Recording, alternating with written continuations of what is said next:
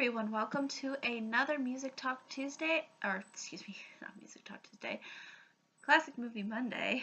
Uh, Getting all of my days mixed up, unfortunately. As you can probably tell by my nose, I am not feeling all too well. But I'm going to try to pull through and push through this Classic Movie Monday for you guys.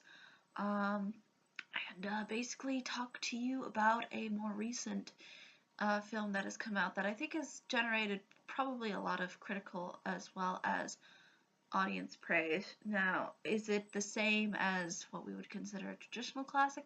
Probably not, but at the same time, I still feel that it holds um, a certain amount of uh, uniqueness compared to a lot of the other films that have come out that try to center around this genre.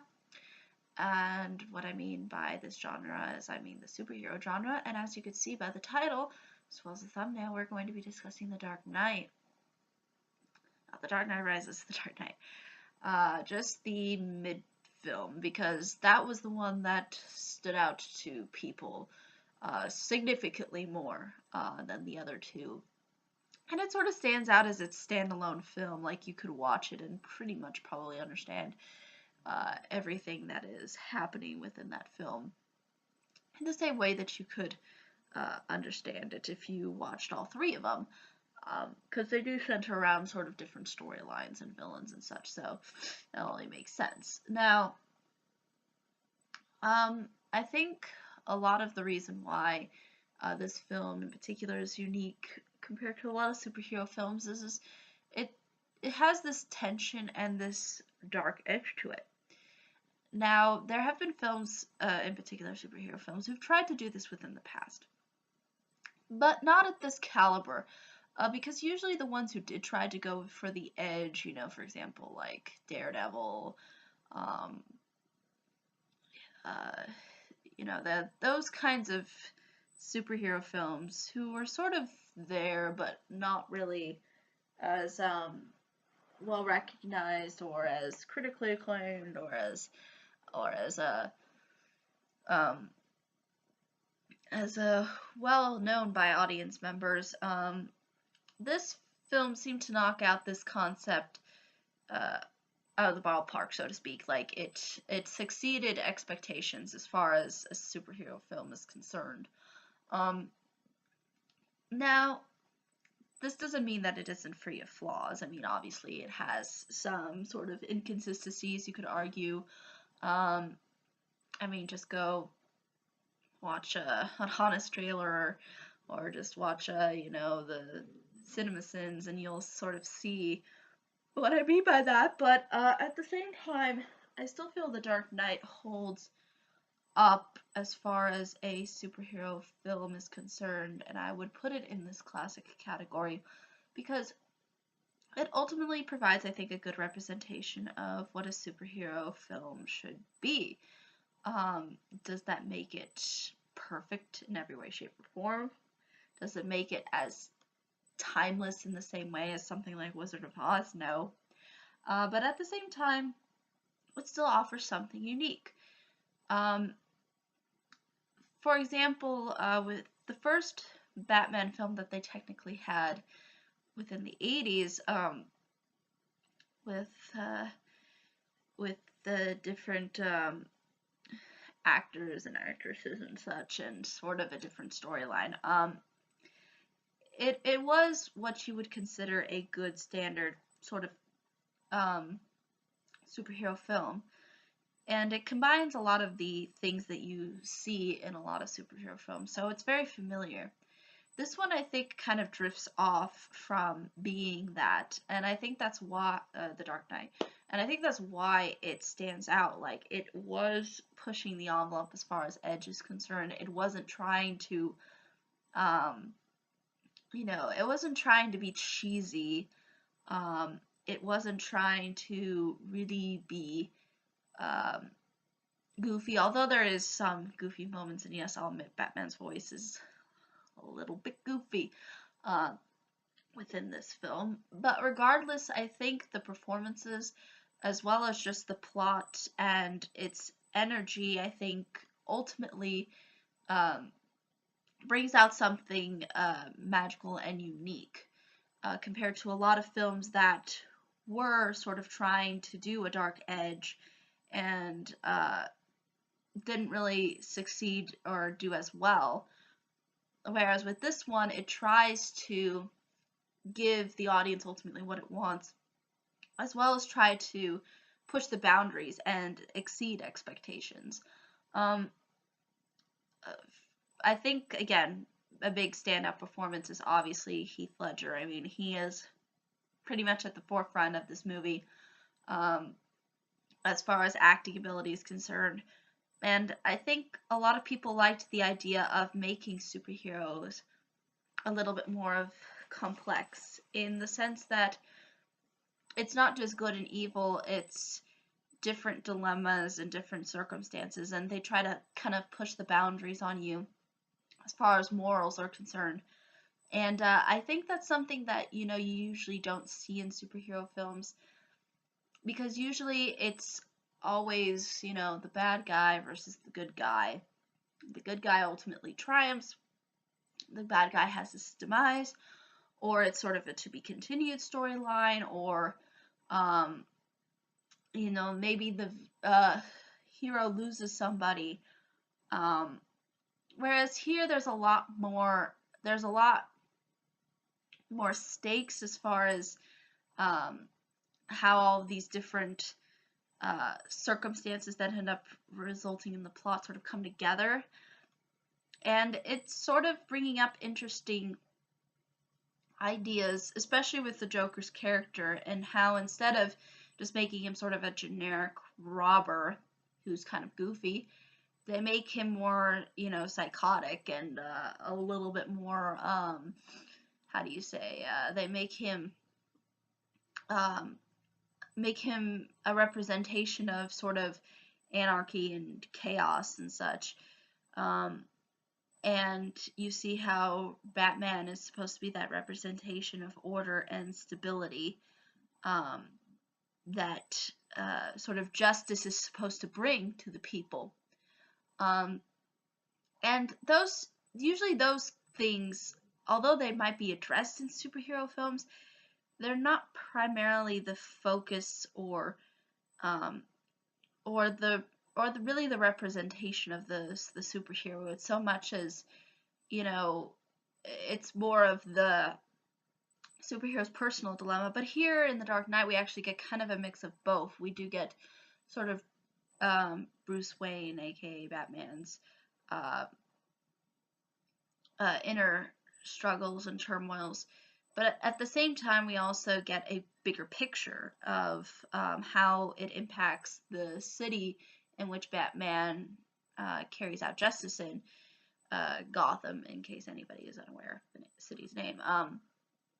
So that's really at the heart of this story. And even though it is set up in a way where it is basically, good guy versus bad guy, Joker versus Batman, there is a lot more to their characters. And when they play off each other, it's actually really entertaining to watch, and you're engaged in the kind of,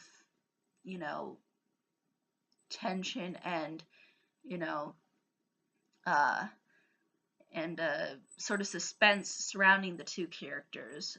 Because usually in superhero films, a lot of the time it's just, they just fight. But at the same time, the Joker kind of tries to play with Batman's mind a little too, which I think is, again, is something that's usually we don't see in a lot of superhero films. We don't really see the psychology, the philosophy behind a lot of the things that the superhero is doing, so much as we see more of, him gloriously triumphing, or him developing relationships with the side characters. Whereas here, it's supposed to be a grander scale. It's supposed to be a bigger picture, so to speak. And I think that's what a lot of people really did enjoy about this film. Obviously, the action is really well done. The effects are a standout. The questions that it's asking are interesting, and you ultimately do want to know what ends up happening. But I can understand if this film is definitely not for everyone. And there are some people who would like to nitpick to death the plot, which I'm pretty sure you could. Um, but overall, I think it's a well done adaptation as far as Batman goes. Because he is supposed to be more of the one superhero that has this dark edge to him, and he's sort of one with the night, so to speak, um, and I think the way they just handled the whole plot as well as the villain and his and his uh, and his sort of aggression towards to the hero, by sort of challenging him psychologically, I think is interesting, and again, something we don't usually see. And I think Heath Ledger's Joker is, when you look at all the other Jokers that have come and gone, he's definitely one that's probably stood out. Jack Nicholson, I'm sure, is really good too. It's just Heath took the character and he made it something completely different than what we traditionally see, and I'm pretty sure it's probably more of what the comics consider the Joker to be, which is just a robber, a nutcase. But here he's a nutcase, but for completely different reasons, and the reasons are probably a little bit more interesting and a little bit more complex. Um, and it's interesting how we don't really know much about him, and I think that's something the film did also a good job of doing. We don't know so much about the villain, even though we know a little bit more about Batman. And again, some people might say that's not a good thing because, we should know less about Batman. I think still that compromise, I think, ultimately works for what the film is trying to do. Um, it's trying to take a different approach, and in doing so, I think it ultimately works. And I think it did really try to push the envelope and take some risks that we usually don't see. And I think overall it's well done. But I can understand if some people would love to nitpick to death. It's certain inconsistencies or what you might consider plot holes. I know that Bruce's voice is weird when he's Batman. Makes no sense why they would have that voice, but they do. Um, I think on the one hand it does make sense, but it's so goofy. I mean, he's trying to disguise his voice, but it doesn't come off as well. But overall, uh, as far as what The Dark Knight offers, I think exceeds expectations as far as what we would consider from a traditional superhero movie. And that's why I consider it on this classic level. Again, it's if I compare this to something like Casablanca, it's like comparing apples to oranges. It's completely different. I mean, they're not designed to be the same. But at the same time, I feel that this one did have an impact on audiences. It did make a lot of money. It did have a lot of critical acclaim. It did win some big Oscar nods, or noms. I think it did actually. Heath Ledger actually did win for the supporting actor role. But again, overall, it's well executed for a superhero movie. And I think a lot of people um, might miss the aspect that it is a superhero movie and that it's not like something else. It's just doing a superhero movie, but in a different way. And I think in doing so, it does it in a more effective and more interesting and more complex way, as opposed to just giving us straight, because when you look at this and Spider-Man, I mean, there's really just no comparison as far as tone is concerned. So again, it's really based, I think, a lot on preference too. I mean, there's some people who may not like the edge and the darkness; they prefer just having uppity, go-uppy, traditional superhero type movies. But this one drifted, and I think it took a risk, and that's why I think would consider it a classic, because it pushed the boundary. And in doing so, I think it really paid off. Is it for everyone, and is it perfect? Absolutely not. But it overall, I think, exceeds what it ultimately was trying to do. But I think that's really all I can say about the film without giving anything away. As far as plot is concerned, all you need to know is Batman's the good guy. Ultimately, the Joker's the bad guy, and dilemmas and scenarios ensue, and you end up and then you sort of end up feeling tested yourself too as you're watching it. So, and it kind of tries to push those two sides and those boundaries out to everybody. And in doing so, I think provides an interesting commentary on, our the way we see government, the way we see justice, the way we see, politics, the way we see anarchy, so to speak, the way we see chaos. All those interesting things all delved into this film. So if you like those ideas, this film has a lot of them. But yeah, I think that's really ultimately all I can say. If there are any questions, comments, concerns, I would be more than happy to answer them. But thank you so much for watching. I hope you all have a pleasant day, week, month, and year. And I hope to see you all in the next video. Take care.